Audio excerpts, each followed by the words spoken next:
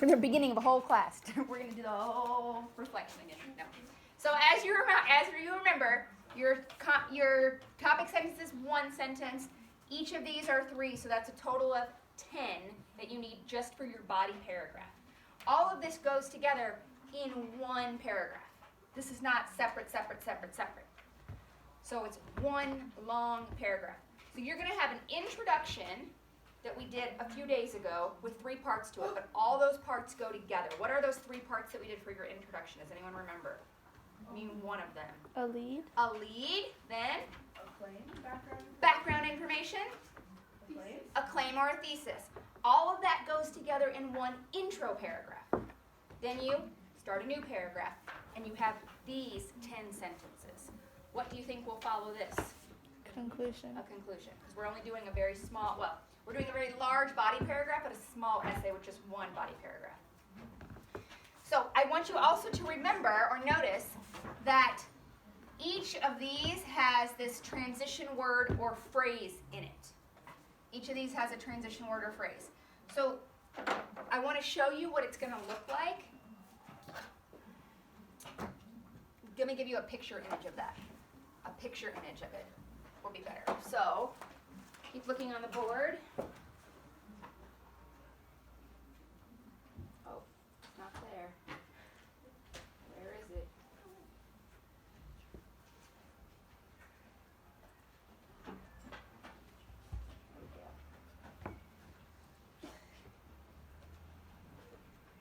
So if you look at this, and you don't probably have access to this yet, I don't think you do.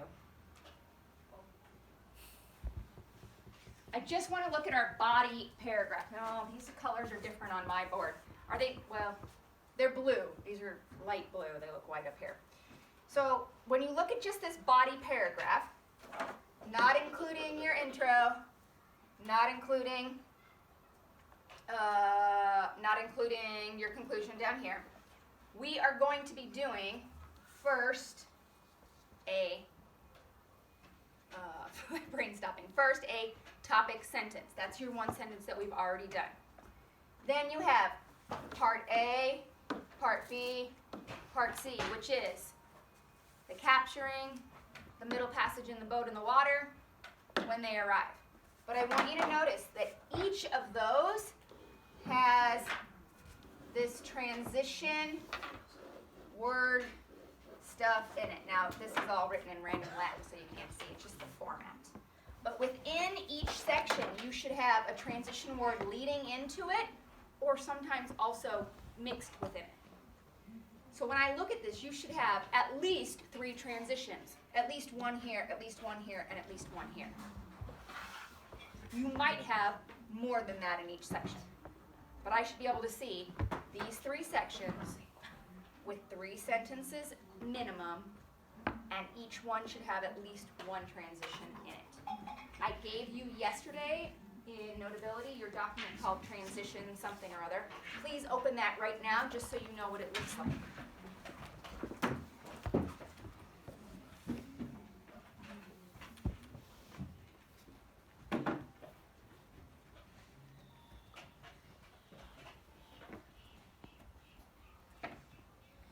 Okay, do you see your transitions document?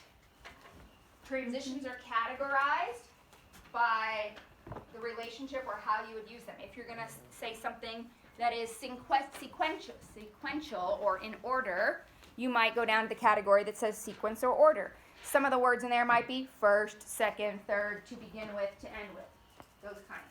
But maybe you're not going to use that. Maybe you're going to talk about an example. You might say, for example, or for instance. Those are different kinds of transitions, but they're all transitions. So I want you to look on there, and I want you to highlight right now any 10 that you feel like, I've used these before, I'm comfortable with these words. Highlight any 10 on the right side, the white part, that you have used before, that you're like, I'm comfortable with these. I could do this.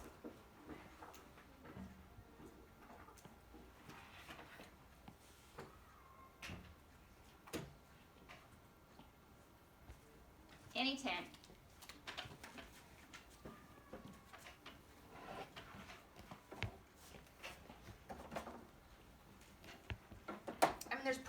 way more than that, but I want you to pick 10 that you're like, oh yeah, I'm going to try this one. This is how this could be good.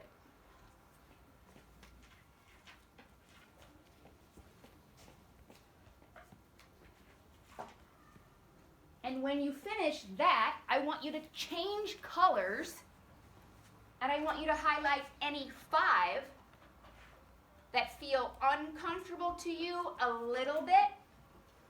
Not like, I've never even heard of this word, I'm not going to try it. Something that you're like, I've seen this, but I don't use it. It would be a good challenge for me to use it. So it's not something that was completely scary to you, but something that you haven't used often or you don't usually use that would be a good challenge for you. 5 of those. 5 of those.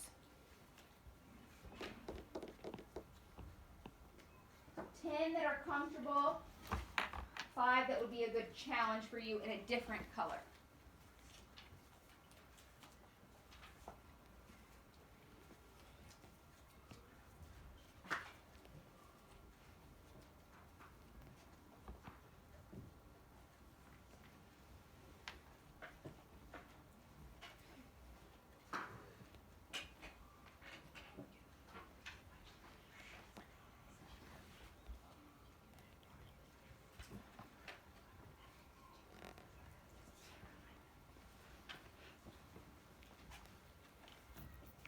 Okay. Some of you are finished, some of you are finishing. So I want to go back to our example. Oh, where is it?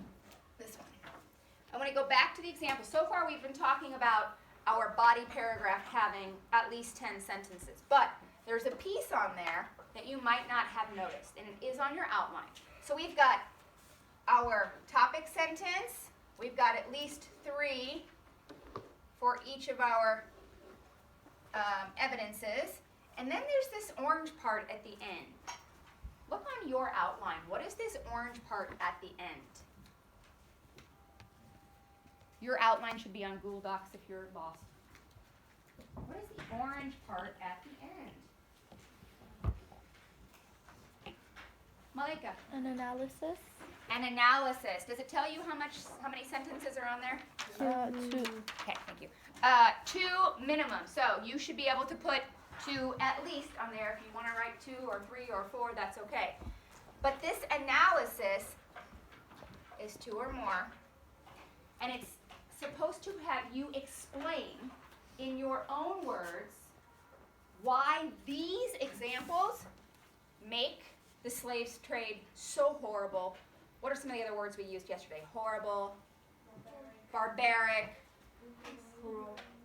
cruel, inhumane, whatever word you choose. Atrocious. Why these make it atrocious? Probably people are going to read these and go, well, yeah, that's pretty atrocious. But in your own words, you analyze this. And there should be some sentence starters on there, right? Mm-hmm. Yeah. Okay. So there are some sentence starters on there. This means that. Therefore. All of this adds up to show that. You're doing a reminder to the members of Parliament. I've given you 3 pieces of evidence with details. This is a reminder to show you that all of this means that the atrocity that we are creating with slavery, or buying, selling, and capturing this slave trafficking, can no longer or should no longer exist. So your paragraph now, 1 sentence plus 3. Minimum of 10 anymore? No. Minimum of 12. 12. We'll talk about the conclusion probably later today, but your main goal, this block and the beginning of next block, is this piece. Within these parts, you should be able to show me quotes and very specific examples. Yes? Can you sit on the floor? If you do airplane arms. If I have to tell you that your airplane arms are not far enough, I'm moving you back to your seat. So you guys should be able to control that. Okay, the best thing to do would be to have a split screen of primary, secondary sources, that packet, and your outline. Because you're going to need to use those to fill out this. All right, I'll be coming around. If you're moving yourself on the floor, make sure you are airplane arms apart. All right, so the last thing that we need to talk about is when you put this evidence in here, you guys did not do all the research. You guys did not create the art. You guys did not search for the journal entry and write the journal entry yourself. If you look on, where is it? If you look on your document that has your, give me a second guys, I'm so sorry. Yeah, there's a source page. Yeah, your sources, that's what I want. I know, sorry.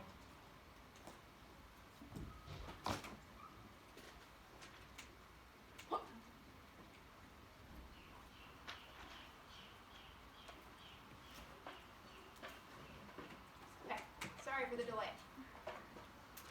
On this document right here, that has all of your primary and secondary sources, your information came from a paragraph about cotton, or it came from a picture created back in those days, or it came from an audio clip from a slave's diary, or it came from a description written in a secondary source, or it came from a journal entry of a doctor on a ship, or it came from an art piece about a ship. Your information came from somewhere. Let's go over there. Walk around. Your information came from somewhere. So you have to say where that information came from. I'm going to wait. Edu? Focus. No. You have to tell us where that came from. So looking at your outline, you will notice on that outline that there's an example about how to write a source. So evidence A, evidence B, evidence C. On yours it says source, plan and section of the slave ship. Source, slave coffle. Source, auction, da da da da da. You need to figure out what source you used. This one says source, colon, quote, slave coffle. What does that mean? What's that source? Yeah. What picture? Of the slave being taken essentially. Okay. So if all the things that you wrote about, the information in this part came from that, then use that. If you wrote about other things, that I should have put a different example up there because it's actually one probably you guys used. But you have to write where the information came from. So if you're writing and you've got your sentences and you finish and you're like, yeah, all of this came from the picture, you write source at the very end, colon, quote, slave, coffle, quote, period. If you're looking at it and you're like, oh, this came from slave coffle, but there's some other things that I put in here that were from this journal entry. You put this at the end of each part. So if this part is from slave coffle, you put it right after it. And this part is from a journal entry, you put it right after that. Probably you'll only have one source per category. A few of you might have multiple sources in one category. Lisa. That we are writing this in the year 1806, and some of our sources are from later than that. I know. That one's been tricky because I think you asked me about that too, maybe? Yeah. That one's been tricky. If you want to use a source later than that, flag me down because I might have to go back on that because some people need that. So I know the year might not quite match up. And that's our fault for not getting you guys all sources that were earlier or changing the date when we started the assignment. Does that make sense? Probably we should say this is happening in like 1855, which is, there's one from 1870 or something I think too. So probably we should change that date. And that's our fault, not yours. Okay, but you are free to use all of those sources. So you need to be thinking today, Once I have finished this, each part, where did my information come from? Did it come from slave coffle picture? Did it come from the diary entry? Did it come from the audio? Did it come from whatever? It cannot be my head or Miss Yates told us. Because there is research. There are primary and secondary sources that prove it. That's how I learned. And when I tell you, I've shown you on here. I've shown you from the video clips. I've shown you from these pictures. Now, that information is in my head now because of those resources. I didn't just come up with it. So you can't say Miss Yates told us, and you can't just say in my head. You have to find a source and prove it. And you might have more than one source for each section. Some of you. Questions? By the end of today, you should have all of your body paragraph done and your sources in there, and you should get them checked by me if you need help. I'm going to put myself at that back table. If you need me, you can line up or write your names in order, and I'll call you. Yes? But there's some like some of the things that have the resources from all They should all say source on there. It should say at the bottom in tiny letters, source. So we have to look up that to get the source? Because slave coffle is the name of that picture that I was just using for an example. Everything has a source, the name of what it came from or who made it. Do we have to have quotations? You do not. If you want to have one from a diary entry or some other writings, you may have it. It is not required. Because remember, evidence can look a lot of different ways. Evidence can look like a quote, but it also can be paraphrased in your own words. So, both are okay. All right. Nico, question? Are you done? Yes. Are you wanting me to look at yours? Yes. Okay. So I'm going to go to the table. I will start with Nico, and if you want to sign up, you can put your names in order in just a minute. Okay?